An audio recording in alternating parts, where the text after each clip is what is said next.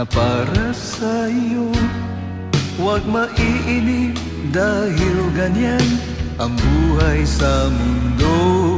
Huwag mawawalan ng pag-asa, darating din ang ligaya.